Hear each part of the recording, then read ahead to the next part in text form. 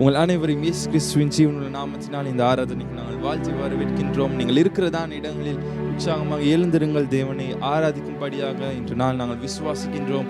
இந்த ஆராதனையும் தேவ வார்த்தையும் உங்கள் வாழ்க்கைக்கு ஒரு ஆசீர்வாதமாக இருக்கும் என்று வேதாகம் சொல்லுகிறது.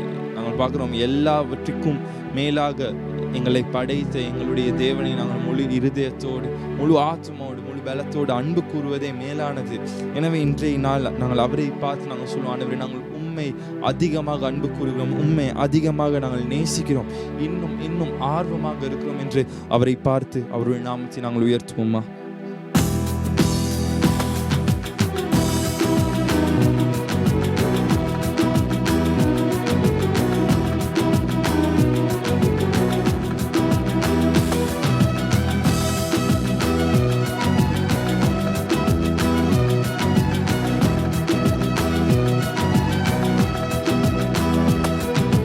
அன்பு கூறுவேன், இன்னும் அதிகமாய் ஆராதிப்பேன், இன்னும் ஆர்வமாய். சொல்லுமா, அன்பு கூறுவேன், இன்னும் அதிகமாய் ஆராதிப்பேன், இன்னும் ஆர்வமாய் உம்மை முழு உள்ளத்தோடு ஆராதிப்பேன், முழு பலத்தோடு அன்பு கூறுவேன். ஆராதனை ஆராதனை ஆராதனை ஆராதனை. முழு உள்ளத்தோடு சொல்லுமா, ஆராதனை ஆராதனை ஆராதனை ஆராதனை. எபினேசரே எபினேசரே, இதுவரையில் உதவி நீரே.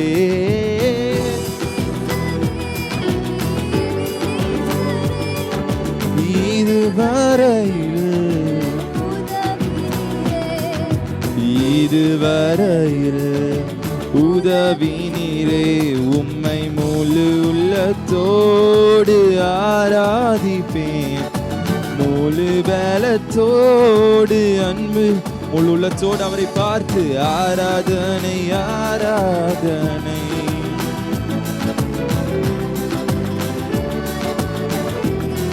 என் இயேசையா ஆராதனை ஆராதனை.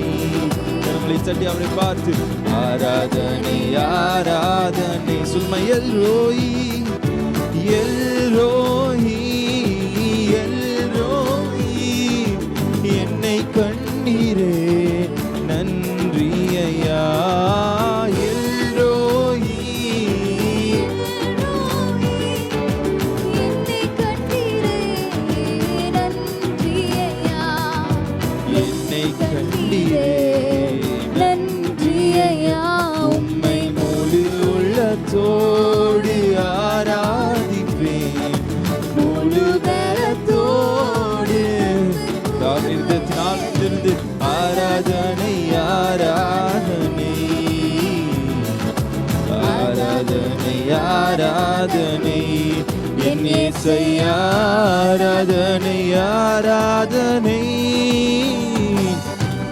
ஆராதனை ஆராதனை. சொல்லுமா, அன்பு கூறுவேன், அன்பு கூறுவேன், இன்னும் அதிகமா ஆராதிப்பேன், இன்னும் ஆர்வமாய் அன்பு கூறுவேன், இன்னும் அதிகமாய் ஆராதிப்பேன், இன்னும் ஆர்வமாய் உம்மை முழு உள்ளத்தோடு முழு பலத்தோடு அன்பு கூறுவேன். ஆராதனை ஆராதனை ஆராதனை ஆராதனை. என் இயேசையா ஆராதனை ஆராதனை ஆராதனை ஆராதனை. சொல்லுமா, ஆராதனை ஆராதனை ஆராதனை ஆராதனை ஆராதனை. முழுவத்தோடு அவரை பார்த்து ஆராதனை ஆராதனை ஆராதனை ஆராதனை. யாரும் அவரை பார்த்து சொல்லும், ஆண்டவர் உமக்கே ஆராதனை, உமக்கே எல்லா ஆராதனையும் செலுத்துவோம் அப்பா. எங்கள் வாழ்க்கையில் ஆண்டவர் இதுவரை நடத்தின எபினேசர் நீர் அப்பா, எங்களுக்கு சுகம் தந்த யெகோவா ராஃபா நீர் ஆண்டவரே. ஆண்டவரே, யாரும் கண்டிடாத ஆண்டவரே, கஷ்டமான பாதையில் போய்கொண்டிருந்த எங்களை ஆண்டவரே கண்ணோக்கி பார்த்து எல்ரோய் நீர் ஆண்டவரே. சுமை நாங்கள் உண்மையாக அன்பு கூறுகிறோம், இன்னும் ஆர்வமாக இருக்கிறோம் சுவாமி. முழு இதயத்தோடு முழு பலத்தோடு உண்மை ஆராதிக்கிறோம் என்று அவரை பார்த்து உண்மையாக யாவரும்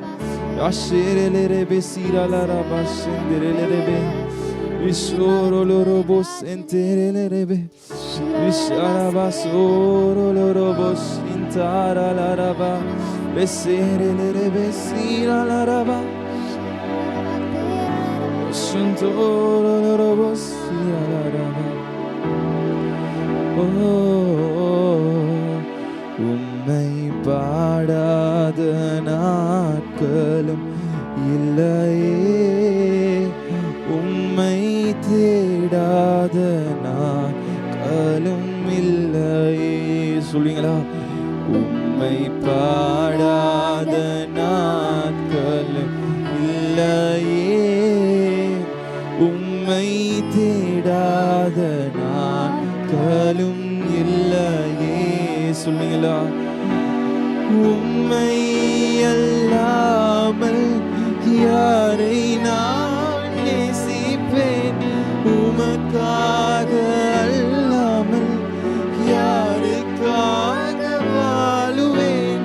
உம்மை அல்லாமல் யாரை நான் நேசிப்பேன், உமக்காக அல்லாமல் யாருக்காக வாழுவேன். உமக்காக வாழ்ந்திடுவேன்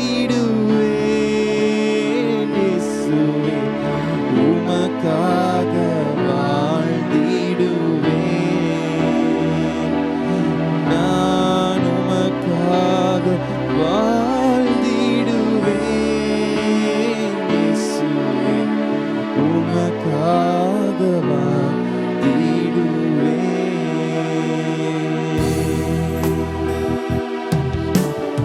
சொல்மானவர், உண்மை பாடாத நாட்கள் எங்கள் வாழ்க்கையில் இருக்க முடியுமானவர்? எவ்வளவு நன்மை செய்தவர் நீர். அது உண்மை பாடாமல் எங்களால் ஆண்டவரை வாழ முடியுமோ? எங்கள் வாழ்க்கையில் நாங்கள் செய்கிற எல்லாவற்றிலும் நாங்கள் உமக்கென வாழ உம்மோடு ஓடுவதற்காக அவர் எங்களுக்கு உதவி செய்யும் என்று அவரை பார்த்து சொல்லுமாண்டவர்.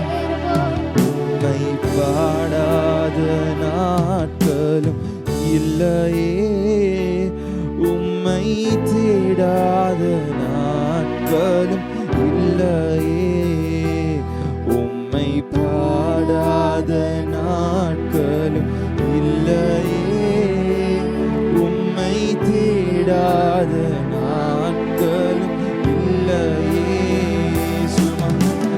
உம்மை அல்லாமல் யாரை நான் நேசிப்பேன், உமக்காக அல்லாமல் யாருக்காக வாழுவேன். உம்மை அல்லாமல் யாரை நான் நேசிப்பேன், உமக்காக அல்லாமல் யாருக்காக வாழுவேன். உமக்காக வாழ்ந்திடுவேன் இயேசுவே, உமக்காக வாழ்ந்திடுவேன்.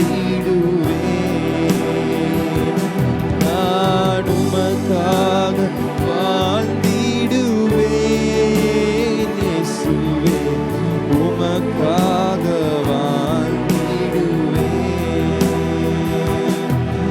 என் அலைச்சல்களை எண்ணினேன், கண்ணீர் துருத்தியில் என் அலைச்சல்களை எண்ணினேன், கண்ணீரும் துருத்தியும் வைத்து நன்மை தருபவரே.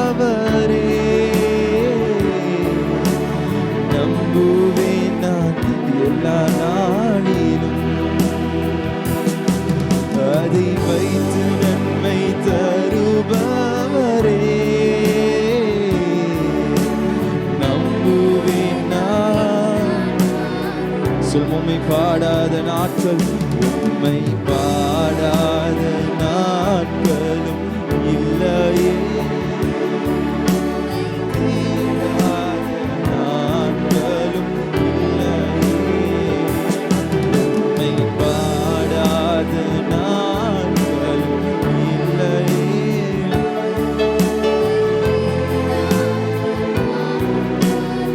சொல்லும் உம்மை அல்லாமல் நாங்கள் யாரை ஆண்டவரே, உம்மை அல்லாமல் யாரை நான் நேசிப்பேன், உமக்காக அல்லாமல் யாருக்காக வாழுவேன், உம்மை அல்லாமல் யாரை நான் நேசிப்பேன், உமக்காக அல்லாமல் யாருக்காக வாழுவேன், உமக்காக வாழ்ந்திடுவேன்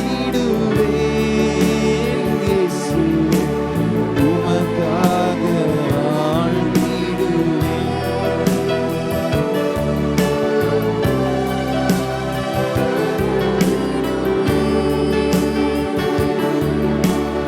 உமக்காக வாழ்ந்திடுவேன். உம்மை முழு உள்ளத்தோடு ஆராதிப்பேன், முழு பலத்தோடு அன்பு கூறுவேன். ஆராதனை ஆராதனை ஆராதனை ஆராதனை என் இயேசையா, ஆராதனை ஆராதனை ஆராதனை ஆராதனை. ஆமா ஆண்டவரே, உமக்கு நன்றி செலுத்துகிறோம்.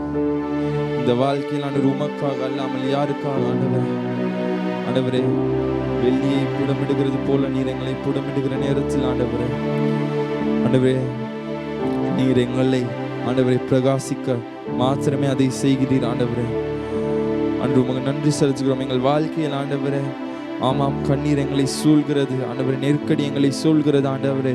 ஆனால் நீர் அதை எல்லாவற்றையும் ஆண்டவரே நீர் கணக்கில் வைத்து ஆண்டவரே எல்லா தீமையும் நீர் நன்மையாக மாற்றி ஆண்டவர் எங்களுடைய வாழ்க்கைக்கு அதை ஆசீர்வாதமாக தருகிற நல்ல தேவன் ஆண்டவரே. அதற்காக உமக்கு நன்றி செலுத்துகிறோம், உம்மை துதிக்கிறோம், உம்மை போற்றுகிறோம் அப்பா.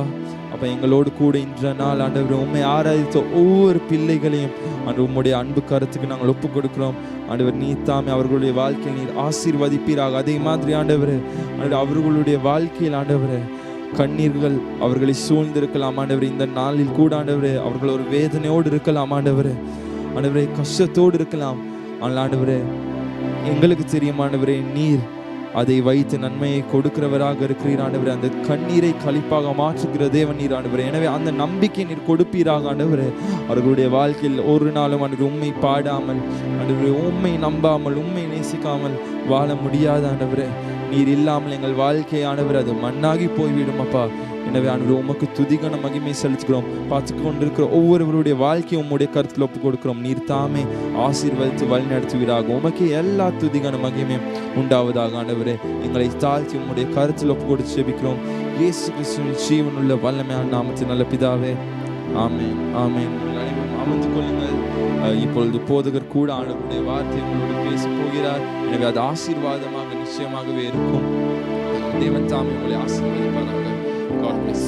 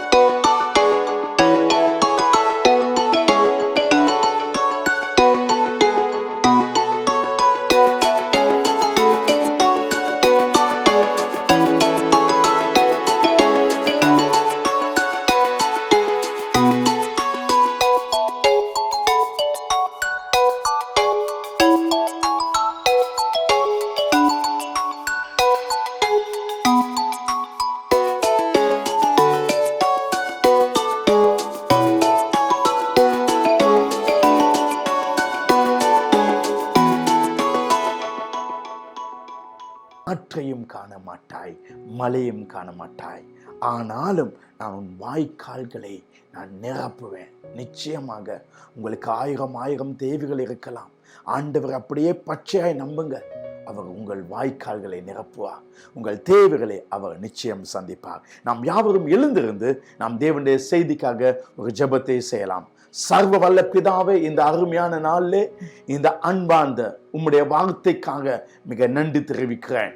அருள்நாதர் இயேசு கிறிஸ்துவை இந்த பூமிக்கு அனுப்பி நீ சொல்லிய வார்த்தை என்று பிரசங்கம் பண்ணும்படி நீ கொடுத்த கிருபைகளுக்காக, இரக்கத்துக்காக உமக்கு நன்றி.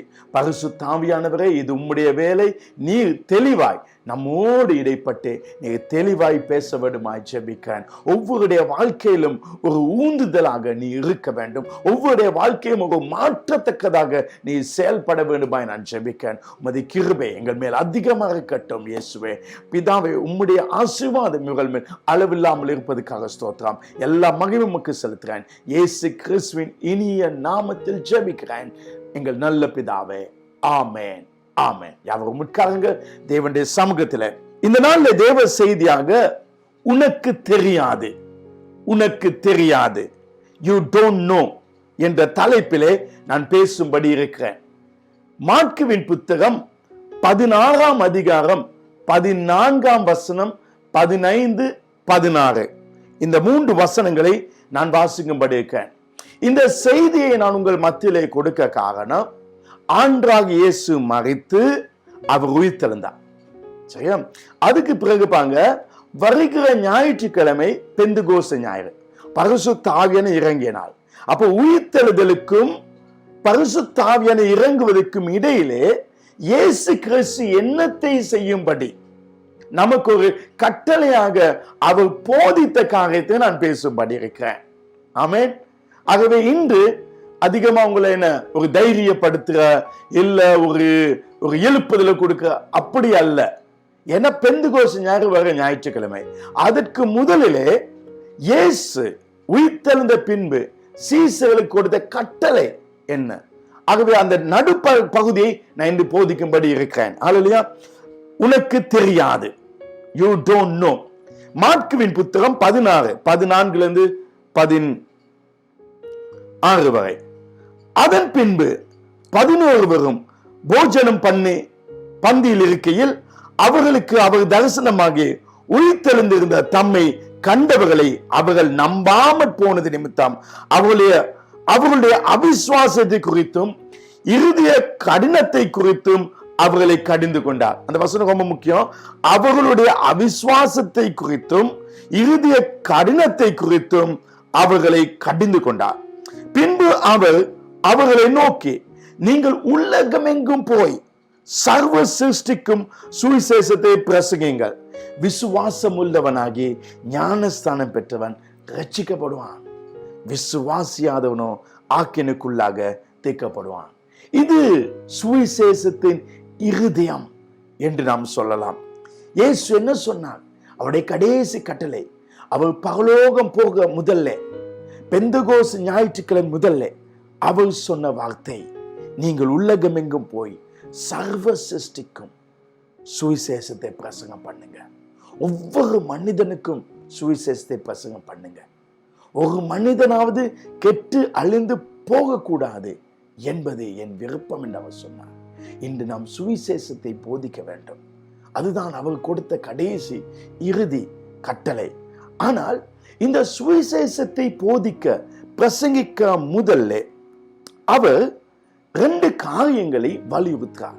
ஏனென்றால் அவர்கள் இயேசு உயிர்த்தெழுந்ததை நம்பாமற் போனது நிமித்தம் அவருடைய அவிசுவாசத்தை குறித்தும் இருதய கடினத்தை குறித்தும் கடிந்து கொண்டார். வாழ்க்கையிலே அவிசுவாசமும் இருதய கடினம், அதாவது சந்தேகம், இருதய கடினம் வாழ்க்கையில காணப்பட்டால் யாருமே இயேசு கிறிஸ்துவை பற்றி பலருக்கு சொல்ல முடியாது. இயேசுவை பற்றி சொல்ல வேண்டும் என்றால் விசுவாசம் இருக்க வேண்டும், திறந்த இருதயம் இருக்கணும். அப்படி இருந்தால்தான், திறந்த இருந்தனால் எல்லாரும் மேல ஒரு அன்பு, எல்லாரும் மேல ஒரு பாசம், அது இருந்தால், ஒரு பாரம் இருந்தால் மட்டும்தான் இயேசு கிறிஸ்துவை பற்றி சொல்ல முடியும். சந்தேகம், அவிசுவாசம், இருதய கண்ணம் நீங்கும் பொழுது உலகம் நம்மை நம் மூலம் இயேசுவை காணும். ஹல்லேலூயா என்று சொல்லுவோம். சபை தான் உலகத்தை, ஆத்துமாக்களை ரட்சிக்க வேண்டும். சபை ரட்சிக்காவிட்டால், சபை ஆத்தும ஆதாயம் செய்யவிட்டால், தேவன் வேறு எதனாலும் எதையும் செய்ய முடியாது. தேவன் என்னையும் உங்களையும் தான் பயன்படுத்தினால் இந்த உலகத்தையும் ஆத்துமாக்களையும் ரட்சிக்கப்பட செய்யத்தக்கதாக. நாம் தான் உலக மக்களின் வேதனைகளை, கவலைகளை, அவருடைய மன வேதனைகளை, அவருடைய கேள்விக்குறியிலிருந்து விடுதலை கொடுக்கிறவர்கள். இன்று பலவிதமான பிரச்சனைகளுக்காக ஒரு நிம்மதி இல்லை, வாழ்க்கையில குழப்பம், என்ன நடக்கும், ஏது நடக்கும், மரண பயம், வியாதி நிமித்தம் வேதனை, யார் என்னை விடுதலை செய்வது? இதற்கு யார் பதில்? இயேசுதான் பதில். ஆனா இயேசு யாரை பயன்படுத்துறார்? அவர் உங்களையும் என்னையும் தான் பயன்படுத்துகிறார். எனவே நான் ஒரு பதில், நீங்கள் ஒரு பதிலாய் இருக்க போகிறீர்கள். இயேசு சொன்னார், நான் என்னுடைய சபையை கட்டுவேன். அவர் தான் சபையை கட்ட போறாரு. யார் மூலம்? ஏன் மூலம். சபை என்றால் ஒரு பில்டிங் அல்ல, ஜனக்கூட்டம். அந்த ஜனக்கூட்டம் பெருக போகுது. ஆனா இந்த பெருக்கம் நடக்கும், பெருக்கம் நடக்கும். இல்லை, இங்கே அரசாங்கம் 3/2 பங்கு வாக்குகளை பெற்று மதமாற்ற சட்டத்தை கொண்டு வர நினைத்தாலும் வேதம் சொல்லுது, நான் சபை கட்டுவேன். பாதாளத்தின் வாசல்கள் அந்த சபையை மேற்கொள்ள முடியாது. சபன நீங்க, உங்களை என்னையும் ஜெயிக்க பாதாளத்தின் வாசலுக்கே முடியாது. இருக்க இடத்துல கரங்களை தட்டி உற்சாகமாய் தேவனுக்கு நன்றி தெரிவிங்கள். இயேசு என்ன சொன்னார்? நீங்கள் உலகம் எங்கும் போய் சர்வ சிருஷ்டிக்கும் சுவிசேஷத்தை பிரசங்கிங்க. ஆனால் அதற்கு முதல்ல 2 காரியம் உங்க வாழ்க்கையில் நீக்கப்படணும். அதுதான் அவர் அவிசுவாசம், இருதய கடினம். இந்த 2ஐயும் அவர் நீக்கும்படி சொன்னார். ஆகவே இந்த 2, அவிசுவாசம், அடுத்தது இருதய கடினம். சிலுவையினால் வெற்றிகள் உண்டு, இயேசு உயிர்த்தெழுந்து வெற்றி உண்டு. அவைகளை நம்ப வேண்டும். இயேசு ஜீவிக்கிறார், அவர் உயிரோடு இருக்கிறார், அவர் இன்றைக்கு அற்புதம் செய்கிறார். அதை நம்ப வேண்டும். இந்த விசுவாசம் வேண்டும். இருதயத்திலே கடினம் இருக்கக்கூடாது. ஒரு அன்பு, உலகத்தின் மேல் ஒரு அன்பு, உலக மக்கள் மேல் ஒரு அன்பு, உலகத்தின் மேல் ஒரு பாரம் நமக்கு இருக்க வேண்டும். மன கடினமாய் அது எப்படியும் நடக்கட்டும், யார் செத்தா நமக்கு என்ன, யார் பாதாளம் போன நமக்கு என்ன, அப்படி நாம் வாழவே கூடாது. நான் ஒரு வசனத்தை வாசிக்கிறேன். பிரசங்கியின் புத்தகம் 11ஆம் அதிகாரம் 1ஆம் வசனம். பிரசங்கி, எக்லீசியா சாப்டர் 11 verse 1. உன் ஆகாரத்தை தண்ணீரில் மேல் போடு, அநேக நாட்களுக்கு பின்பு அதன் பலனை காண்பாய். உன் ஆகாரத்தை தண்ணீரில் போடு. ஆங்கில வசனம் சொல்லுது பிரெட், அப்பத்தை நீ தண்ணியில போடு. உன்னுடைய அப்பத்தை தண்ணியில போடு. அப்ப நான் தண்ணியில போட வேணும். என்னத்தை? அந்த ஆகாரம், அப்பத்தை. யார் அந்த அப்பம்? இயேசு கிறிஸ்து. இயேசுதான் அப்பம். வார்த்தையை தண்ணீரிலே, அதாவது திரளான ஜனக்கூட்டம் மத்தியில நான் போடணும். தண்ணினா அது ரொம்ப அதிகமானது, அதுல நான் போட வேண்டும். அப்ப நான் இன்டர்நெட்ல தேவனுடைய வார்த்தையை போட வேண்டும். நான் டிவி சேனல்கள்ல தேவனுடைய வார்த்தையில போட வேண்டும். சோசியல் மீடியால தேவனுடைய வார்த்தையை போட வேண்டும். அதன் பின்பு அவர் என்ன சொல்றார்? நான் அப்படி போடுவேன் என்றால், இயேசுவை போடுவேன் என்றால், இயேசுவை பற்றி சொல்வேன் என்றால், தனி மனிதனுக்கு சுவிசேஷம் சொல்வது நல்லது. ஆனா ஒரு மனிதனை மட்டும் ரட்சிக்கப்பட வைத்து நாம் பரலோகத்துக்கு போக முடியாது. வேதம் சொல்லுது, நியாய தீர்ப்பு நாள் நாங்க வெட்கப்பட்டு போக கூடாது. நியாய தீர்ப்பு நாள்ல நமக்கு இருக்கிற பெரிய ஆசீர்வாதம் என்ன? எங்களால இவ்வளவு பேர் ரட்சிக்கப்பட்டாங்க, நான் வெறும் கையோடு பரலோகம் போனா இல்ல. நம்ம திரளான கூட்டத்தை எடுத்து போறேன். ஏன் மூலம் இவ்வளவு நான் ரட்சிக்கப்பட்டிருக்காங்க அப்படி சொல்ல வேண்டும். நான் உங்களை பார்த்து ஒரு கேள்வி கேட்கிறேன். இன்றைக்கு உங்களுக்கு மரணம் வந்தால் உங்கள் நிமித்தம் எத்தனை பேர் ரட்சிக்கப்பட்டிருக்காங்க?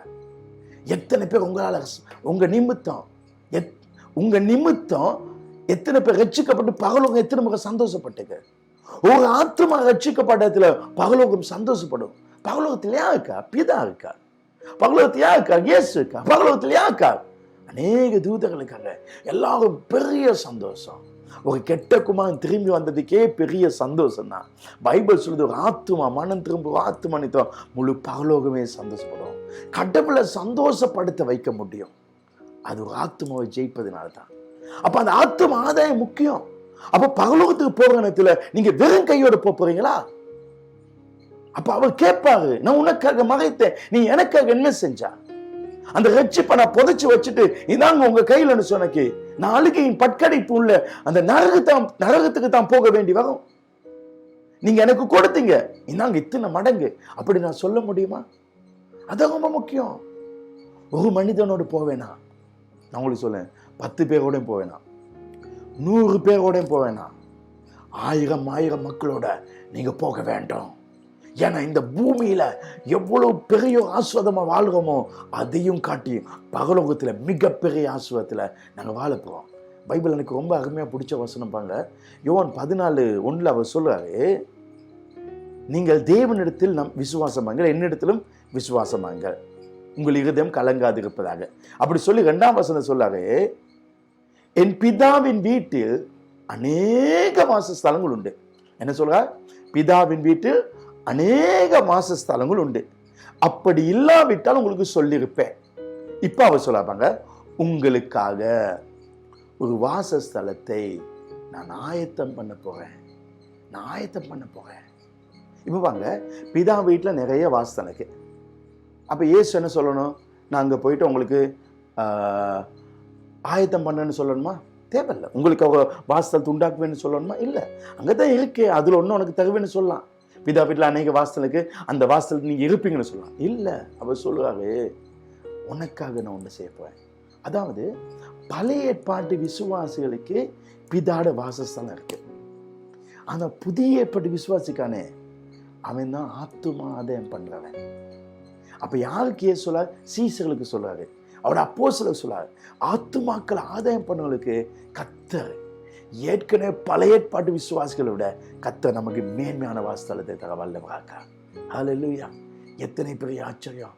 ஏன்னா புதிய ஏற்பாட்டு கிறிஸ்தவர்கள் மட்டும்தான் சுவிசேஷத்தை சொல்றவங்க, ரட்சிப்புக்குள்ள மக்களை கொண்டு வரவங்க. எனவே நீங்க செய்ய வேண்டும். அப்ப பைபிள் சொல்லுது, நீ தண்ணீரின் மேல் ஆகாரத்தை போடு. தண்ணீனா அதிகமானது. நீங்க 1000 பேரை ரட்சிக்கப்பட வைக்கணும். ஆனா அடுத்த வசனத்தை பாங்க, உன் ஆகாரத்தை தண்ணீரின் மேல போடு, அநேக நாட்களுக்கு பின்பு அதன் பலனை காண்பாய். நீங்கள் அவிசுவாசப்படாமல் இருதய கடினம் இல்லாமல் வார்த்தையை போட்டுக்கொண்டே இருங்க. அதை போட்டுக்கொண்டே இருங்க. மக்கள் சில வேளை ஏற்றுக்கொள்ளாமல் இருக்கலாம், ஆனா நீ தண்ணியில போட்டுக்கொண்டே இரு. நீங்க தொடர்ந்து அப்பத்தை போட்டுக்கொண்டிருங்க. அநேக நாட்களுக்கு பின்பு அது நடக்கும், நீ பலனை காண்பாய். சொல்லுகிறது உங்க வேலை. உங்க குடும்ப அங்கத்தவர்கள் எவ்வளவு பெரிய எத்தனோ ஆயிரக்கணக்கு மைல் தூரத்தில் இருக்கலாம். போன்ல அவங்களுக்கு வார்த்தையை போடுங்க. ஏசு கிறிஸ்து கடவுள். ஒருவேளை அந்த நேரம் போனை வச்சுக்கலாம், ஆனா அது வேலை செய்யும். அது 1 மாசம் 2 மாசம் 1 வருஷம் அது வேலை செய்யும். அவிசுவாசம் இல்லாமல் இருதய கடினம் இல்லாமல் தொடர்ந்து வார்த்தையை போட்டுக்கொண்டே இருங்க. சில நேரம் இவனுக்கு சொன்னா இவன் ரட்சிக்கப்படுவானா? இல்ல, நீ போடு, நீ வார்த்தையை போடு. நீங்க பஸ்ல உட்காந்து போவீங்க, இல்ல ட்ரெயின்ல போவீங்க, பிளைட்ல போவீங்க, ஒரு வார்த்தையை போடுங்க, நிச்சயம் அற்புதம் நடக்கும். ஒரு வார்த்தையினால எத்தனை பேர் ரட்சிக்கப்பட்டிருக்காங்க. சில ஒரு வசனத்தை பார்த்து ரட்சிக்கப்பட்ட ஜனங்களும் அதிகமா இருக்காங்க. இப்ப அடுத்த வசனம் இருப்பாங்க, 2ஆம் வசனம், எக்லீசியஸ் சாப்டர் 11 verse 2 and 4, 2-4, 2-4 வரை. 7 பேருக்கும் 8 பேருக்கும் பங்கிட்டு கொடு. பூமியின் மேல் என்ன ஆபத்து நேரிடுமோ உனக்கு தெரியாது. இன்னைக்கு பசங்க தலைப்பு, உனக்கு தெரியாது. You don't know. உனக்கு தெரியாது, நீ பங்கிடு. 8 பேர் கொடு, 7 பேர் கொடு. நீ போட்டுக்கொண்டிருக்க வேணும். ஏன்னா மேகங்கள் நிறைந்திருந்தால் மழையை பூமியின் மேல் பொழியும். மரமானது தெற்கே விழுந்தாலும் வடக்கே விழுந்தாலும் விழுந்த இடத்திலே மரம் கிடைக்கும். காற்றை கவனிக்கிறவன் விதைக்க மாட்டான், மேகங்களை நோக்குறவன் அறுக்க மாட்டான். அப்ப ஆண்டவர் சொல்றார், நீ 8 பேருக்கு 7 பேருக்கு போடு. நீ மேகத்தை பார்க்காத, நீ காற்ற பார்க்காத, நீ மின்னலை பார்க்காத, நீ வானவில்லை பார்க்காத. மேகம் என்ன செய்து, மழை என்ன செய்து, நீ எதையும் பார்க்காத. அது நம்முடைய பிரச்சனை இல்ல. இந்த சூழ்நிலை இவங்க கிறிஸ்தவத்துக்கு எதிரானவங்க, இவங்க இந்த மதத்துல ரொம்ப ஸ்ட்ராங்கா இருக்காரு. நீங்க அதை பார்க்க வேணாம், ஏன்னா அது உனக்கு தெரியாது. அதை கவனிக்காமல் வார்த்தையை நம்பிக்கையுடன் தொடர்ந்து போட்டு கொண்டிருங்க. ஏசு ரட்சிக்கிறார், ஏசு ரட்சிக்கிறார் என்று சொல்ல வேணும். ஏசு உன்னை விடுவிப்பார். உன் பாவத்துக்கு அவர்தான் பதில். நீ இன்றைக்கு மறித்தால் நீ பரலோகத்தில் இருப்பாய். நீ எதை இழந்தாயோ அது அவர் திரும்ப தருவார். உன் வாழ்க்கையை உடைந்து போய் சின்ன பின்னமாய் இருக்கலாம், ஆனா உன்னை மறுபடியும் சீரமைத்து உனக்கு ஒரு புது வாழ்க்கையை கொடுக்கக்கூடியவர் இயேசு கிறிஸ்து மாத்திரமே. சொல்லுங்க, சொல்லிப்பாங்க. இப்ப நீங்க அது உங்களுக்கு தெரியாது. ஏன் அவன் உங்களுக்கு தெரியாதுன்னு சொல்லானா, 5ஆம் வசனத்திலிருந்து 5 மாதம் ஆவியின் வழி இன்னதென்றும் கற்பவதியின் வயிற்றில் எலும்புகள் உருவாகும் விதம் இன்னதென்றும் நீ அறியாதிருக்கிறது போல. நீ அறியாதிருக்கிறாய், உனக்கு தெரியாது. பாருங்க, இந்த 6 வசனத்துக்குள்ள 4 இடத்துல உனக்கு தெரியாது, உனக்கு நீ அறிய மாட்டாய், இந்த மாதிரி வசனங்கள் இருக்கு. அது உனக்கு தெரியாது எப்படி உருவாகுன்னு. அது கடவுளுடைய வேலை. விந்து உள்ள சென்ற பின்பு அது எலும்புகள் உருவாக்குது. அது யாருக்கும் தெரியாது, கடவுள் தான் வேலை செய்யறாரு. காலையிலே உன் விதை மாலையிலே உன் கையை நீங்களே விடாத. அப்ப காலையில நான் செஞ்சேன் சொல்லி மாலையில நீ சொல்லாம இருக்காத. காலையில் ஒருத்தனுக்கு நான் சுவிசேஷம் சொன்னேன், அவன் சரியா ஏற்றுக்கொள்ளல, அதனால ஏன் மாலையில சொல்லணும்? நீங்களே விடாதே. அதுவோ இதுவோ எது வாய்க்குமோ என்று ரெண்டும் சரியாய் பயன்படுமோ என்றும் நீ அறியாயே. உனக்கு தெரியாது இது சரி வருமா அது சரி வருமா, ஏன் ரெண்டும் சரி வருமா, அது உனக்கு தெரியாது. ஹல்லேலூயா. 4 முறைகள் இந்த வேத வசனத்துல பார்க்கிறோம். நீ அறியாய், உனக்கு தெரியாது என்று கூறுறார். ஹல்லேலூயா. பக்கத்தால பாசுங்க, உனக்கு தெரியாது. மறுபடி பக்கத்தால பாசுங்க, உனக்கு தெரியாது. You don't know. சத்தமாய் சொல்லுங்க, யூ டோன்ட் நோ. மறுபடி சத்தமாய் வாய்க்கிறது, யூ டோன்ட் நோ. ஹல்லேலூயா. உனக்கு தெரியாது. சுவிசேஷ சொல், உனக்கு தெரியாது. உன் பாடலோ, உன் சாட்சியோ, உன் வார்த்தையோ, நீ சொல்ல சுவிசேஷமோ, எது மூலம் மனுஷன் தொடப்படுவான் அது உனக்கு தெரியாது. எது செழிக்க வைக்கிறது தெரியாது. பாடு, சுவிசேஷ சொல்லு, சாட்சி சொல்லு, ஆண்டவருடைய வார்த்தையை சொல்லு, ஏதோ ஒண்ணு அது செழிக்க வைக்கும். ஆமே, செழிக்க வைக்கும். நீங்க நினைக்கலாம் இது ரொம்ப கஷ்டமானது, இந்த ஆளை நான் ரட்சிக்கப்பட வைக்க முடியாது, இந்த ஆளுக்கு எவ்வளவு சொன்னாலும் இவங்க ரட்சிக்கப்பட மாட்டாங்க, இவங்க மதவாதி, அந்த மதத்தை சேர்ந்தவங்க. சரியா? நான் ஒரு உதாரணம் சொல்றேன். வேத வசனத்துல மாற்கு 5ஆம் அதிகாரம், அதுல இயேசு கிறிஸ்து அவர் கலிலேயா கடல்ல போட்ல போயிட்டு அவர் படகுல இறங்கணும்னு அசுத்தாவி பிடித்த ஒரு வாலிபன், ஒரு மனுஷன். அந்த அசுத்தாவிக்கு பேர் லேகியோன்.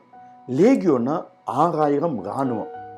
அந்த ராணுவ டீமுக்கு தான் லேகியோன்னு சொல்லுவாங்க. அப்பனா உள்ள 6000 பிசாசுகள் இருக்குது. அந்த 6000 பிசாசுக்கு வாலிபன் இயேசுவை கண்ட உடனே ஓடி வந்து காலில் விழுந்து அவரை பணிந்து கொண்டான்னு வேதம் சொல்லுது. ஹல்லேலூயா. நான் உங்களுக்கு எதை சொன்னேன்? 6000 பிசாசுகள் இருந்தாலும் நாம் இயேசு கிறிஸ்துவை அந்த மனிதன் பணியத்தக்கதாக கத்து வைத்தாரு. ஆண்டவருக்கு முன்பாக எல்லா முழங்காலும் பணிந்துதான் ஆகும். ஹல்லேலூயா. இயேசுவின் பாதத்தில் விழுந்து பணிந்தான். ஹல்லேலூயா.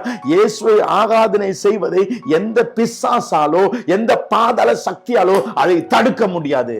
நீங்க எந்த மனிதன் கடவுளை வணங்க மாட்டான்னு நினைக்கிறீங்களோ அவனுக்கு எதிராக, அவனுக்கு பின்னுக்கு எத்தனை பிசாசு இருந்தாலும் ஆண்டவர் அந்த மனிதனை பணிய வைப்பாரு.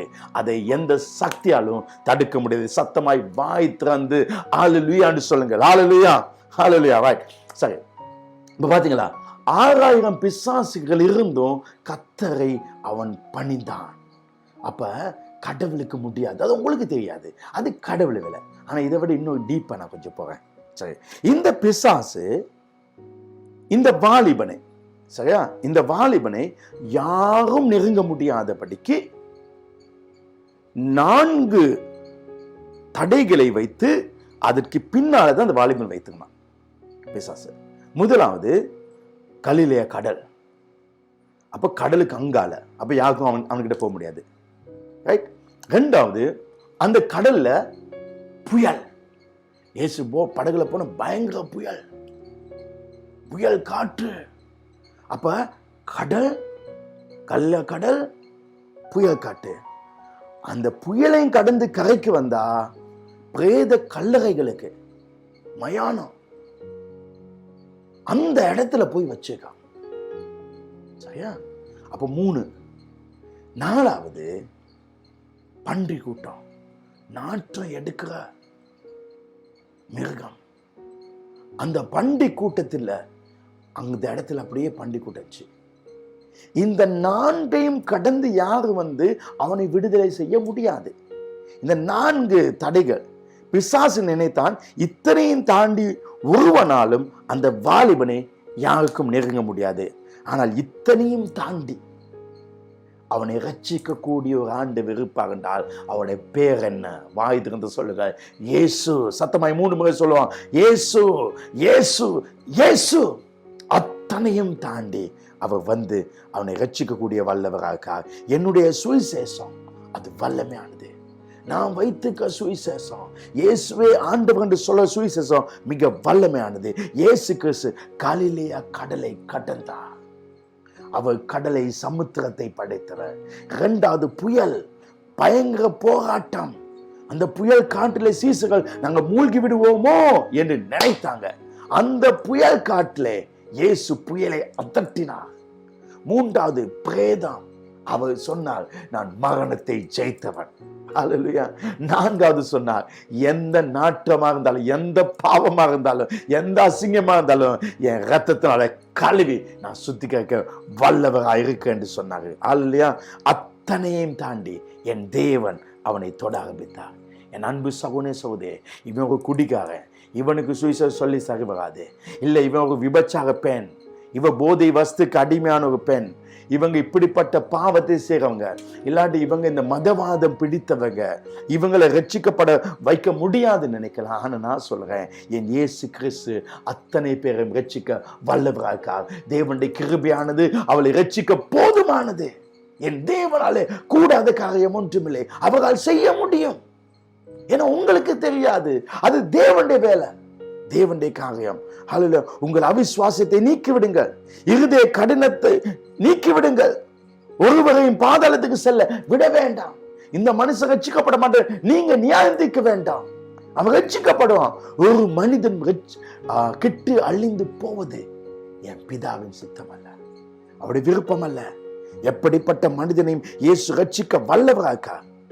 என்னை உங்களை மாற்றிய அந்த சுவிசேஷம் மற்றவர்களை மாற்ற வல்லமை உள்ளது. பெரிய பாவம் செய்து நாம் நம்மையே அந்த சுவிசேஷம் மாற்றினா இன்னைக்கு உங்களையும் மாற்றும். சுவிசேஷத்தை சொல்வதே என் வேலை. நான் சுவிசேஷத்துக்காக பிறந்தேன். நான் சுவிசேஷம் சொல்ல ஆசைப்படுறேன். என் வாழ்க்கையில பிரதான வேலை என்னன்னா சபை வேலை அல்ல, சபை ஊழியம் அல்ல. என் பிரதான வேலை சுவிசேஷம். சுவிசேஷம். கிறிஸ்து அன்பை விட்டு என்னை பிரிப்போம் யார்? கிறிஸ்துவுக்காக நான் வாழ்வேன். கிறிஸ்துவை பற்றி நான் பேசுவேன். கிறிஸ்து அன்பை பத்தி நான் சொல்லுவேன். அது எந்த பிரச்சனை வந்தாலும், என்ன பட்டயம் வந்தாலும், நாச மோசங்கள் வந்தாலும், வெட்கம், அவமானம், தூதர்களானாலும், நிகழ் காரியங்களாலும், வருங்காலங்களானாலும், அது வாழ்வோ சாவோ இருந்தாலும் அது பரவாயில்ல. அந்த சுவிசேஷம் அதுதான் என் வேலை. சுவிசேஷம் சொல்லறதுக்கு நான் கடமைப்பட்டிருக்கேன். ஏன்னா அந்த சுவிசேஷம் என்ன ரட்சித்தது. நீ அதுக்கு செய்ய வேண்டும்.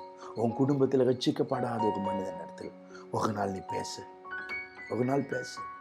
அநேக நாட்களுக்கு பின்பு, சொல்லுங்க வாய் தந்து, அநேக நாட்களுக்கு பின்பு, அநேக நாட்களுக்கு பின்பு நிச்சயம் அவர் சொல்லுவாங்க, அன்றைக்கு சொன்னது ரட்சிக்கப்பட்டேன். எனக்கு தெரிஞ்ச ஒரு மாஸ்டர், அவர் மியூசிக் மாஸ்டர், ஒரு வேலை நிகழ்ச்சி அவர் பார்க்கலாம். அவர் நல்ல ஒரு மனிதன். ஆரம்ப என் சிறு வயதில் அவரோட ரொம்ப பழக்கம். அந்த நேரத்தில் அவர்கிட்ட நான் மியூசிக் படிக்க சென்றிருந்தேன். அவர் என்னை கவனித்தார்.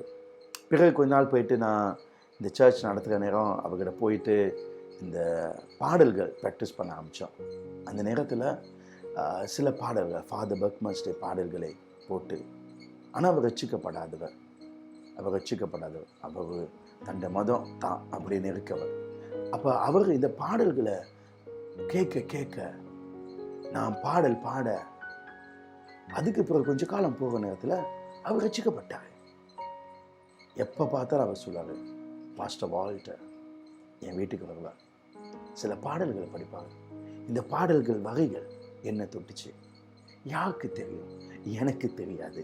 ஆனால் ஆண்டவர் அந்த இடத்துல பயிற்சிக்காக கொண்டு போய் அந்த பாடல்கள் அவருடைய இருதயத்தை தொட்டது. அவர் 1000 பாடல்களை இயற்றியவர், அவர் 1000 பாடல்கள் பாடியவர். ஆனால் தேவனுடைய பாடல்கள் அவரை மாட்டுச்சு. இன்றைக்கு நீங்கள் யாரோ ஒரு ஆளை தேர்ந்தெடுக்க வேண்டும். நீங்கள் சொல்ல வேண்டும், சுவிசேஷத்துக்காக உதவிகள் செய்யணும், சுவிசேஷத்துக்காக பணத்தை செலவு செய்யணும், சுவிசேஷத்துக்காக நீங்கள் வேலை செய்யணும், சுவிசேஷத்துக்காக வேண்டிய வியாபாரங்கள் செய்ய வேண்டும். ஆகாரத்தை போடு. இயேசு அதுதான் சொன்னார், உலகம் எங்கும் போங்க, எல்லாருக்கும் சுவிசேஷம் சொல்லுங்க, வாங்க. இயேசு ரட்சிப்பார், இயேசு உங்களை குணமாக்குவார், இயேசு உங்களை விடுதலை செய்வார், இயேசு உங்க வாழ்க்கையில வேதனைகளை நீக்குவார், உனக்கு புதிய வாழ்க்கை தருவார், அவர் பரலோகத்தை தருவார். சுவிசேஷம் கடலை தாண்டி செல்லும், சுவிசேஷம் புயலை தாண்டி செல்லும், சுவிசேஷம் கல்லறையை தாண்டி செல்லும், சுவிசேஷம் நாற்றமான பன்றியை தாண்டி செல்லும். ஹல்லேலூயா. அனைவரையும் ரட்சிக்க வல்லமை உள்ளது. உங்களுக்கு விளங்குதே? இப்ப இவ்வளவு காலம் இது நடக்குமான்னு நினைக்கலாம். இல்லை, உங்களுக்கு தெரியாது. சுவிசேஷம் அவ்வளோ பவர்ஃபுல். நீங்கள் ஒரு நாள் விதைச்சிட்டு வாங்க. நான் அந்த மாஸ்டர் கிட்ட பாட்டை படிச்சுட்டு வந்தேன் மட்டும்தான். ஆனால் அந்த அவர்கிட்ட அந்த பாடல் வேலை செய்ய ஆரம்பிச்சேன். சுவிசேஷம் சொல்ல நான் வெட்கப்பட மாட்டேன். ஏன்னா அது ஒரு மேன்மை, அது மேன்மை. 1000 மக்கள் ரட்சிக்கப்பட போகிறாங்க. இந்த பிரசங்கத்துக்கு பின்பாக எங்க சபையிலும் உலகத்திலும் 1000 மக்கள் ரட்சிக்கப்பட போவாங்க. லட்சமான ஜனங்கள் ரட்சிக்கப்பட போவாங்க. அல்லேலூயா. நாம் ஒரு காலத்தில் அந்த கூட்டத்தில் தான் இருந்தோம். நாங்களும் ரட்சிக்கப்படாத கூட்டத்தில், நாங்களும் பிடிவாதம் உள்ளவர்களாக இருந்தோம். ஆனா உங்களை கல்வி சுத்திகரித்தவர் அவர்களின் கல்வி சுத்திகரிக்க வல்லவராக. நீங்க மட்டும் என்ன சாதாரண ஆளா? ரட்சிக்கப்படும் போது எப்படி இருந்தீங்க? ஆனா உங்களை மாற்றியவர் அவர்களை மாற்ற வல்லவராக. உங்களுக்கு தெரியாது தேவன் என்ன செய்ய போறான்னு. உங்களுக்கு தெரியாது தேவன் என்னத்தை செய்ய போறான்னு. இன்னைக்கு நிறைய பேர் நினைக்கலாம், இலங்கை ஜனாதிபதி மேன்மை தங்கிய கோட்டாபய ராஜபக்ஷ அவர்கள், யாருக்கு தெரியும்? இயேசு கிறிஸ்துவை ஏற்றுக்கொண்டு முழங்கால் போட்டு அவர் அந்நிய பாஷையில அவர் துதிச்சு ஆராதிக்கிற ஒரு நாள் வரும். யாருக்கு தெரியும்? கர்த்தரால் செய்ய முடியும். அது உனக்கு தெரியாது. நினைச்சு பாருங்க, தேவன் அதை செய்ய வல்லவராக. அவர் இடத்துல போய் ஒரு வார்த்தையை போட்டு வர மட்டும்தான் இருக்கு. அது வேலை செய்யும். ஒருவரும் கெட்ட அழிந்து போகுது தேவனுக்கு விருப்பம் இல்லை. சில நேரம் பாங்க, ரொம்ப பெரிய தாடியை வளர்த்து கொண்டு மிடில் ஈஸ்ட் நாட்டில் இருந்து தொப்பியெல்லாம் போட்டு அப்படியான ஆக்களை கண்டோன்னு சில ஆக்கள் நினைக்குது இவங்கெல்லாம் கிறிஸ்துக்கு எதிரானவங்க, இவங்கெல்லாம் சர்ச்சுகளுக்கு குண்டு வைக்கிறவங்க, பம் வைக்கிறவங்க. ஆனால் உனக்கு தெரியாது, அதே மனிதன் அதே தாடியோடு அதே தலப்பாவோடு அவன் சர்ச்சுக்குள்ளே வந்துட்டு அவன் திடீர்னு ஏதோ ஒரு சர்ச்சில் தப்பை செய்ய போய் வந்து, ஆனால் அங்கே ஒரு வார்த்தை வந்து அவனை மாற்ற என் தேவனால் முடியும். அந்த சவுல் எல்லாரையும் வெட்ட போன நேரத்தில், அந்த வெட்ட போய்கொண்டிருக்க நேரத்தில் அவனை மாற்ற முடிந்த அதே இயேசு இன்றைக்கும் ஜீவிக்கிறார். அவர் அதை செய்ய முடியும். தேவன் ஒருவரையும் கீழே போடுவர் அல்ல.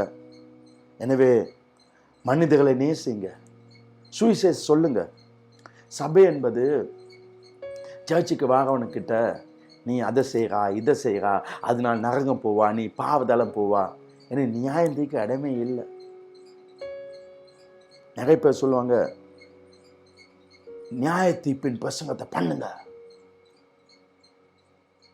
நான் அதை தான் செய்கிறேன், ஆனால் அதை அன்பா செய்கிறேன். அந்த அன்பா நான் செய்கிறேன், அவ்வளோதான். அன்பா நான் செய்கிறேன். கடந்த முறை நான் பேசினேன், பள்ளிக்கு பழி வாங்கக்கூடாது, எரிக்கோலங்க. அது ரொம்ப உற்சாகமாக பேசினேன். ஆனால் பள்ளிக்கு பழி வாங்காது. ஆனால் நான் பேசலை, பள்ளிக்கு பழி வாங்கினால் உன் வாழ்க்கை இப்படி போகும் அப்படி போகும் அழிஞ்சு போகும், என் ஆண்டவர் வருவார், பட்டயத்தை எடுத்து வருவார், அவருடைய 7 சிவப்பான கண்கள் உன்னை எரித்து போடும், இப்படி போட்டு பயங்கடல. நீ பழிக்கு பழி வாங்காமல் இருந்தால் உனக்கு கிடைக்க நன்மைகள் என்ன? நான் நல்லது பேசினேன். அப்படி நடக்குமா சொல்லி அவன் அதை விட்டுக்குவான். அப்ப நான் சுவிசேஷத்தை பேசுறேன், நான் வார்த்தையை போதிக்கிறேன், ஆனா சிலர் அதை பயன்காட்டி செய்றாங்க. நான் இதை அன்பா செய்றேன். ஏன்னா சர்ச் நியாயத்துக்கு கடை இல்லை. சும்மா பாஸ்டர் கொஞ்சம் ரஃபா சும்மா அழுகிற மாதிரி மூக்க தொடச்சி பேசினா தான் இன்றைக்கு கத்திர அடிச்சு நான் பேசுனா வாரவனே நொந்து பிஞ்சு பீஸா வச்சு வரான். அவனை இப்படி அடிச்சு பேசாத. எப்படி பாவம் செய்றவனுக்கு நீ இந்த பாவத்தை செய்யாமல் இருந்தாலும் என்ன நடக்கும் அதுதான் நான் பேசுறேன். ஆனா மற்ற இடத்துல நீ பாவத்தை செய்யப்பட கத்திர அழிப்பா, அவருடைய 7 பட்டயங்கள் வருது அது சொல்லாது. அவன் இன்னும் பயப்படுவான். ஐயோ நான் செத்துருவனா, என் வாழ்க்கையில் நிம்மதி கிடைக்காதா, அவன் போகிற இடத்துல ஐயோ என் வாழ்க்கையில் நான் இவ்வளவு பாவம் செஞ்சுக்கனே, என் வாழ்க்கை அழிஞ்சிருமே, அப்படிதான் வரும். ஆனா நான் என்ன பேசுறேன், நீ இந்த பாவத்தை விட்டு நீ இதை செய்யும் பொழுது கர்த்தர் உனக்கு இதை தருவாரு, அதை தருவாரு, இதை தருவேன், அடே நான் அப்படி வாழணும், அதை எடுக்கணும்னு சொல்லி அவனோட வாழ்க்கையை மாற்றான். வாழ்க்கை மாறுறது அவ்வளவுதான். அதனாலதான் இந்த சபையில ஜனங்கள் அதிகமா இருக்காங்க. நிறைய சர்ச்சில் கொஞ்சம் பேர் இருக்குது. ஏன்? மன வேதனையில போகப்படியா. அதனால கூட்டம் ரொம்ப இருக்கிறனால இவங்க சொல்றாங்க நம்ம பாவத்தை கண்டித்து உணர்த்துறது இல்ல. நம்ம அன்பான முறையில சொல்றோம். பேதுரு இயேசு கிறிஸ்து எத்தனை முறை அவர் அன்பா பேசினாரு. அவர் மறுதளிச்ச போதும் கூட அவர் அன்பா இருக்கிறாயா, அன்பா இருக்கான்னு அன்பா தானே பேசினாரு. தோல்ல கைய போட்டு பேசினாரு. அவனுக்கு ஏசல்ல நீ என்னை சபிச்சா தானே நீ அழிஞ்சு போவா. சுவிசேஷம் சபை சொல்வது மக்களை வாழ வைக்கணும். சர்ச்சுக்குள்ள அவன் வெளியே போனது நிம்மதியோடு போகணும். அப்படிலாம் அது சர்ச் இல்லை. தேவன் ஒருவரும் கீழே போடுகிறவர்கள் அல்ல, மனிதர்களை பாங்க. இயேசு கூட சுகமாக்கிட்டு தொட்டுட்டு சொன்னாரு, இப்ப நீ எனக்கு விளங்குதானே. அப்ப அவன் சொன்னா இந்த மனுஷங்களாம் மரம் மதிப்பாங்க, அதனால அவனை 2வது தரம் தொட வேண்டியது. இன்னைக்கு நிறைய பேர் இயேசு கிறிஸ்து 2வது தரம் தொட வேண்டியது. பக்கத்தால பார்த்து சொல்லுங்க, உங்களை 2வது தரம் தொட வேண்டியது. ஏன்னா இன்னைக்கு மனிதர்களை பார்க்க வேண்டும். நீங்க மனிதர்களை மேல ஒரு பாசமா பார்க்கணும். நம்ம நாட்டு ஜனாதிபதியாக்கலாம், எதிர்கட்சி தலைவனாக்கலாம், யாரா இருந்தாலும் அவங்க ஒரு ஆத்துமா, அந்த ஆத்துமா ரட்சிக்கப்பட வேண்டும். அதுதான் நம்முடைய ஒரு நோக்கம். இயேசு என்ன செய்தார்? பிதாவை இவர்கள் அறியாமல் அவர்களை மன்னியும். அவருடைய இருதயம் கடினம் இல்லை, ரொம்ப அன்பானது. அதை தேவன் விரும்புறா. சரி, 1 கொரிந்தியர் 6ஆம் அதிகாரம் 9-11 வரை. சரி, தேவனுடைய ராஜ்யத்துக்கு யார் போக மாட்டாங்க. சரியா? 1 Corinthians chapter 6 verse 9-11. அநியாயக்காரர் தேவனுடைய ராஜ்யத்தை சுதந்திரிப்பதில்லை. அநியாயம் செய்யறவங்க, அநியாயக்காரர் தேவனுடைய ராஜ்யத்தை சுதந்திரிப்பதில்லை என்று அறிவீர்களா? வஞ்சிக்கப்படாதீங்கள். வேசி மார்க்கத்தாரும், ஆராதனைக்காரும், விபச்சாரக்காரும், சுய புணர்ச்சிக்காரும், ஆண் புணர்ச்சிக்காரும், திருடனும், பொருளாசைக்காரனும், வெறியரும், உதாசீனரும், கொள்ளைக்காரும் தேவனுடைய ராஜ்யத்தை சுதந்திரிப்பதில்லை. இவங்கெல்லாம் பரலோகம் போக மாட்டாங்க.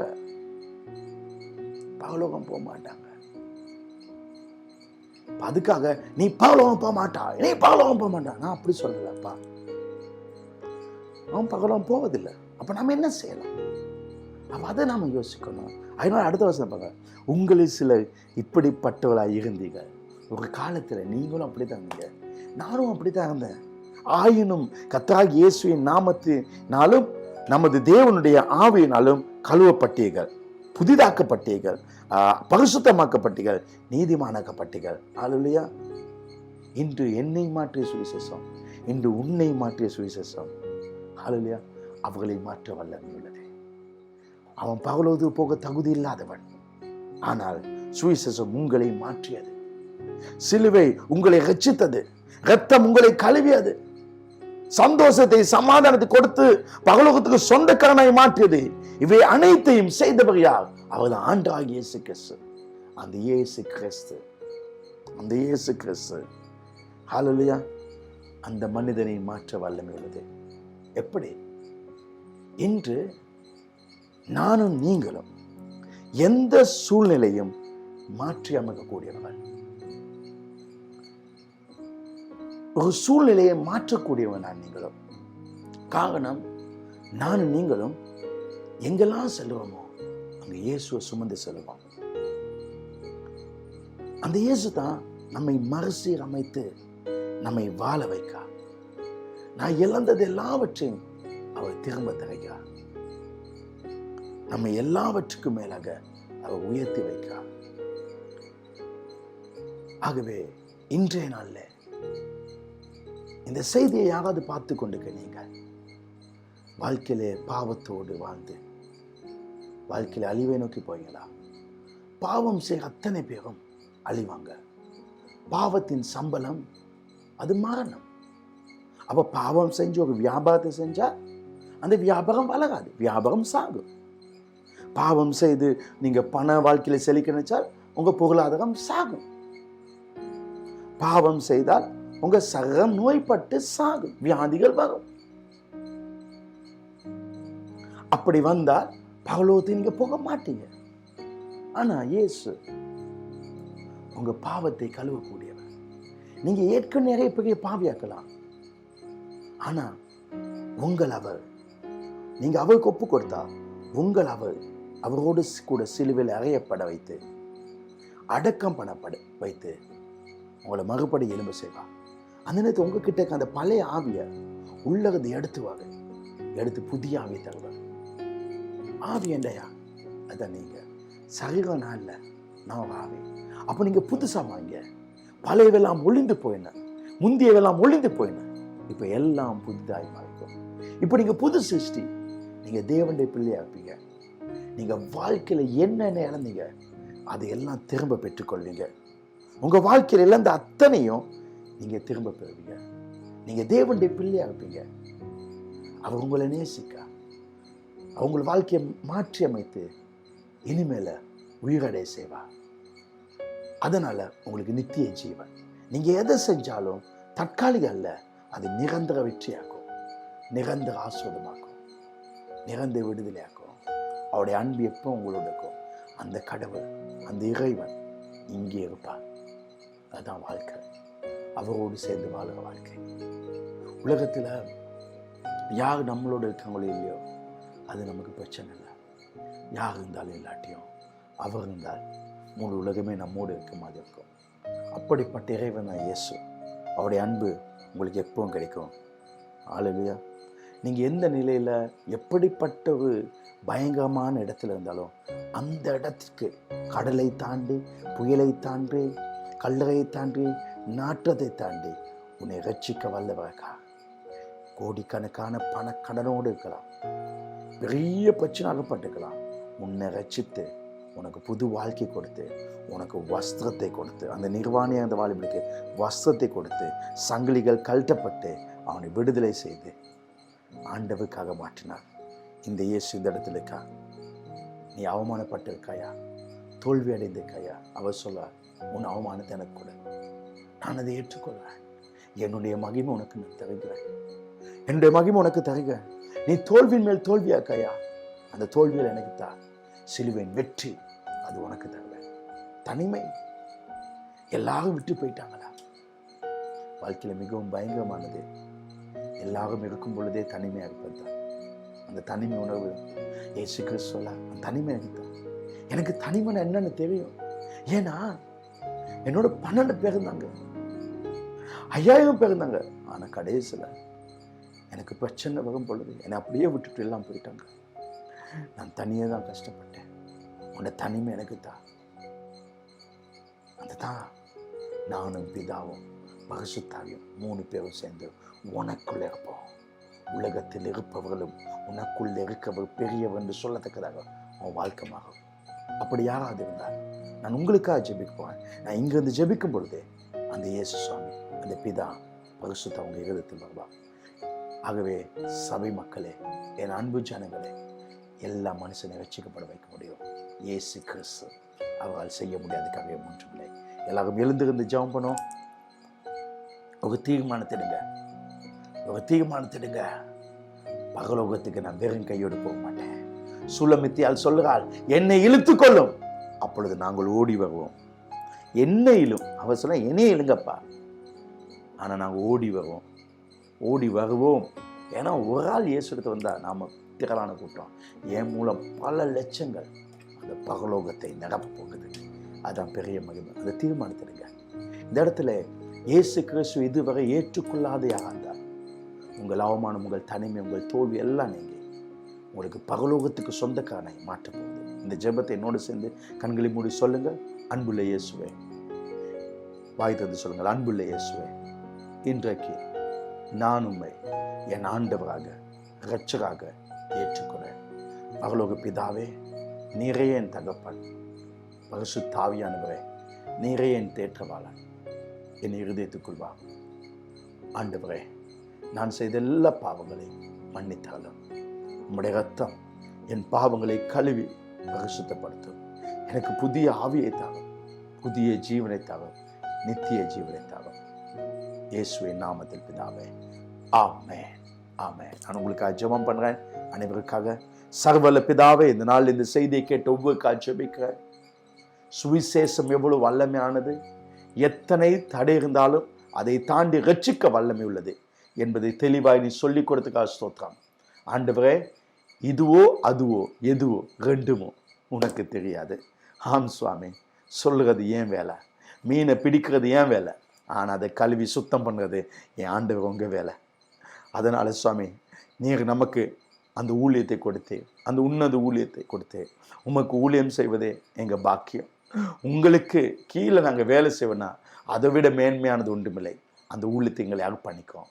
நாம் இன்று முதல் சுவிசேஷம் சொல்லுகிறவர்களாக நாங்கள் மாறப்போகிறோம். சுவிசேஷத்துக்காக வாழ்கிறவங்களாக மாறப்போகிறேன். சுவிசேஷத்துக்காக இன்னும் செலவு பண்ணுறவர்களை போல பண்ணத்தக்கவர்களாக நாங்கள் மாறப்போகிறோம். எங்களை அர்ப்பணிக்கிறோம். இயேசுவின் நாமத்தில் பிதாவே. சபை சத்தமாய் சொல்லுங்கள். ஆமென், ஆமென். உட்காருங்கள். யாரும் சுவிட்ச் ஆஃப் பண்ண வேண்டாம். யாரும் அங்கும் இங்கும் போக வேண்டாம். இல்லையா? ஒரு அற்புத காணிக்கை இந்த நேரத்தில் இருக்க போகிறேன். அந்த வசனத்தை மறுபடி சொல்றேன். எனக்கு இன்றைக்கு கூட்டத்துக்கு முதல் எனக்கு வந்த வார்த்தை ஒரு அற்புத காணிக்கை. இன்று நீங்கள் காணிக்கை கொடுக்கும் பொழுது தேவன் அற்புதங்களை செய்வார். ஏன்டா தேவனுடைய கையிலே நாம் கொடுக்கும் பொழுது அது உங்களுக்கு அற்புதம். ஆக உங்கள் ஆசீர்வாதத்துக்காக வேண்டி நாம் இந்த காணிக்கை எடுக்கிறோம். ஆக உங்கள் தசம பாகம், பார்ட்னர்ஷிப் காணிக்கைகளை ஸ்க்ரீன்லே காணுங்க. ஆன்லைனுக்கு நீங்கள் ட்ரான்ஸ்ஃபர் பண்ணும்படி கேட்டுக்கொள்ளலாம். அப்படி இல்லாவிட்டால் எங்கள் வாட்ஸ்அப்புக்கு நீங்கள் பேங்க்கில் டிபாசிட் பண்ணி நீங்கள் அந்த ரெசீட்டை வாட்ஸ்அப்பில் நீங்கள் எதுக்கு பணம் போட்டீங்க என்பதை குறித்து, எந்த ஊழியத்துக்கு பணம் போட்டீங்க என்பதை நீங்கள் ஒரு ஃபோட்டோ எடுத்து அனுப்பும்படி மிக அன்பாய் கேட்டுக்கொள்வோம். இல்லையா? அப்படி இல்லாவிட்டால் சர்ச்சுக்கு கால் பண்ணுங்கள் உங்கள் கையில் பணம் இருந்தால். ஆகவே சபையின் அங்கத்தவர்கள் உங்களிடத்தில் எங்கள் ஊழியர்கள் வருவார்கள், உங்களுக்கு உதவி செய்வார்கள். அதே நேரத்தில் சந்தோஷமாய் எனக்கு இப்போ கொடுக்க விருப்பம் அப்படி சொல்லவங்க இந்த வாட்ஸ்அப் இலக்கத்துக்கு நான் இவ்வளவு கொடுக்க விருப்பம்னு நீங்கள் ஒரு மெசேஜ் அனுப்புங்க. நான் இவ்வளோ பணம் கொடுக்க விருப்பம் அப்படி சொல்லும் பொழுது உங்களுக்காக அந்த ஆசீர்வாதத்தை நீங்கள் பெற்றுக்கொள்ள ஏதுவாக இருக்கும். இல்லையா? அதே நேரத்தில்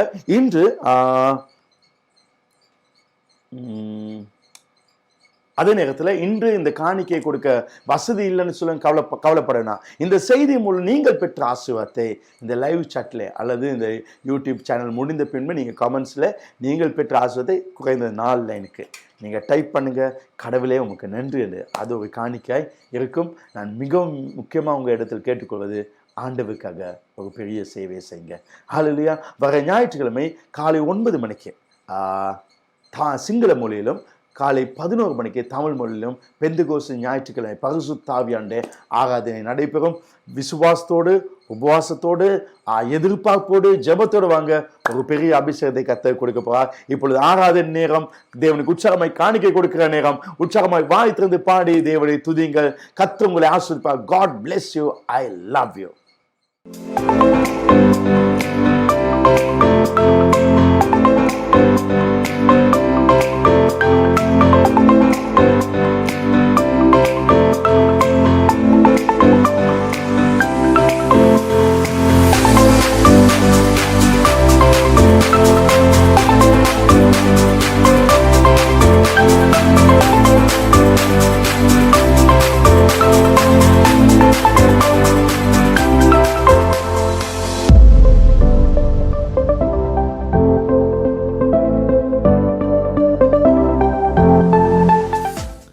நாங்கள் அனைவரும் உற்சாகமாக கடைசியாக இந்த பாடலை பாடி ஆண்டவருடைய நாமத்தை மகிமைப்படுத்துவோம். அவர் குறித்த காலத்தில் வைத்திருக்கிற தரிசனங்களை நிறைவேற்றுகிறவராக இருக்கிறார். இப்பொழுது எங்கள் வாழ்க்கையில் நடக்கிறது விளங்காமல் இருந்தாலும் ஆண்டவர் சொல்கிறாரு, அது முடிவிலே விளங்கும், அது பொய் சொல்லாது. ஆமென். குறித்த காலத்திற்கு நம்மில் தரிசனம் வைத்தவரே, சொல்லுமா, குறித்த காலத்திற்கு நம்மில் தரிசனம் வைத்தவரே, அது முடிவிலே விளங்கும், பொய் சொல்லாது, அதில் தாமதம் இல்லை என்றீர். அது முடிவிலே விளங்கும், பொய் சொல்லாது, அதில் தாமதம் இல்லை என்றீர். சொல்லுமா, துதிப்போம் இயேசுவை துதிப்போம். உற்சாகமாக்கரை தட்டி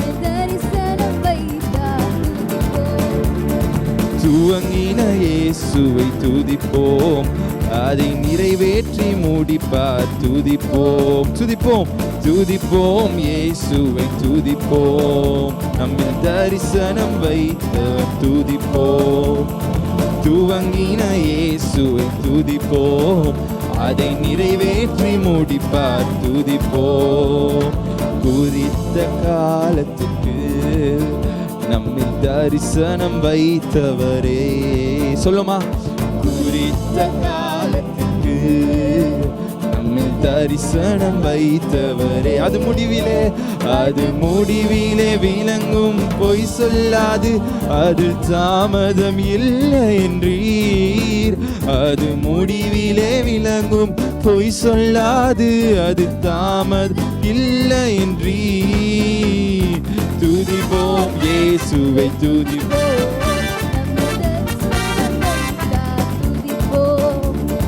துவங்கின இயேசுவை துதிப்போம், நம்மை நிறைவேற்றி முடிப்பார். துதிப்போம். சொல்லுமா, என்னுடன் வந்தோல் பிரிந்து சென்றும் தொடர்ந்து சுமந்தீரே, ஏறிட்டு பார் என்று தேசங்கள் அனைத்தையும் என் கையில் கொடுத்தீரே.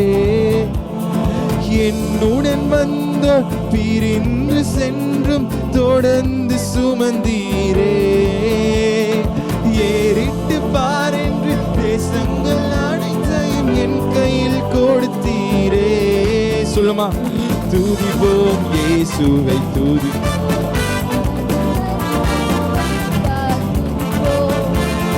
துவங்கின இயேசுவை துதிப்போம், நம்மில் நிறைவேற்றி முடிப்பார். துதிப்போம். சொல்லுமா, துதிப்போம் இயேசுவை துதிப்போம், துவங்கின இயேசுவை துதிப்போம், அதை நிறைவேற்றி முடிப்பார். துதிப்போம். முடியாது என்று ஓடி ஒளிந்தும் தேடி வந்தீரே, போகின்ற தூரம் வெகு தூரம் என்று புறப்பட செய்தீரே. முடியாது என்று ஓடி ஒளிந்தும் தேடி வந்தீரே. சொல்லுமா, போகின்ற தூரம் வெகு தூரம் என்று புறப்பட சொன்னீரே. துதிப்போம் துதிப்போம் இயேசுவை துதிப்போம், நம்மில் தரிசனம் வைத்தார். துதிப்போம்.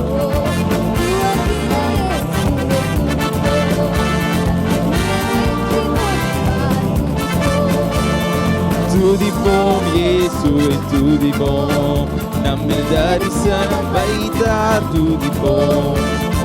துவங்கின இயேசுவை துதிப்போம், நிறைவேற்றி முடிப்பார். துதிப்போம். சும்மா, குறித்த காலத்திற்கு நம்மில் தரிசனம் வைத்தவரே, குறித்த காலத்திற்கு நம்மில் தரிசனம் வைத்தவரே, அது முடிவிலே விளங்கும், பொய் சொல்லாது, அதில் தாமதம் இல்லை என்றீர். அது முடிவிலே விளங்கும், பொய் சொல்லாது, அதில் தாமதம் இல்லை என்று. கடைசியாக உற்சாகமாக கரங்களை தட்டி துதிப்போம் இயேசுவை துதிப்போம்,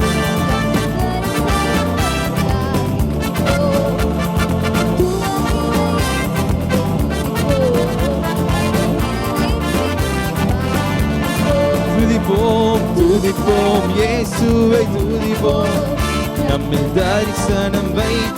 துதிப்போம், துவங்கின இயேசுவை துதிப்போம், அதை நிறைவேற்றி முடிப்பார் துதிப்போம். உற்சாகமாக கரங்களை தட்டி ஆண்டவரை நன்றி செலுத்துவோமா?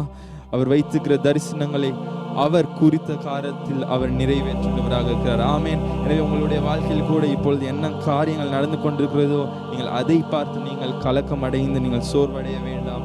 தேவன் ஏற்ற காலத்தில் அவர் நன்மைகளை செய்கிறவராக இருக்கிறார். இந்த நாள் ஆராதனை உங்களுக்கு ஆசீர்வாதமாக இருந்தது என்று நாங்கள் விசுவாசிக்கின்றோம். நீங்கள் மறக்க வேண்டாம், எங்களுடைய யூடியூப் சேனலை சப்ஸ்கிரைப் செய்ய, அதே போல் எங்களுடைய ஃபேஸ்புக், இன்ஸ்டாகிராமில் நீங்கள் எங்களை ஃபாலோ பண்ண, அதே போல் அந்த சேனல்களையும் லைக் பண்ண. தேவன் தாமே உங்களை இந்த கிழமை முழுவதும் ஆசீர்வதிப்பாராக. God bless you.